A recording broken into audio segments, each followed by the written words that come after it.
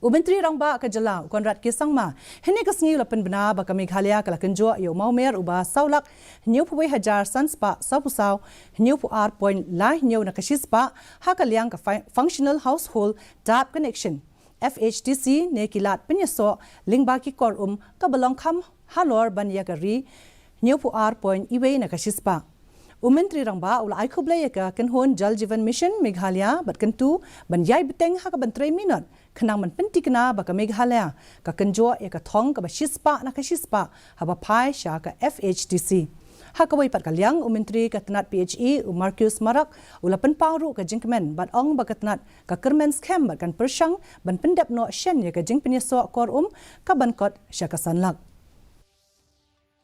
Because apart from giving the connections, we have challenges of water source itself, and hence we are working with all the concerned departments. JJM, we have crossed national average today.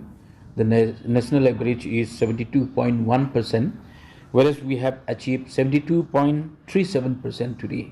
5 lakh target was set by us, set by me last review meeting to achieve by December 2025. 23-25 before Christmas, but still the connections are going on. We may achieve also because we have reached 4,71,544.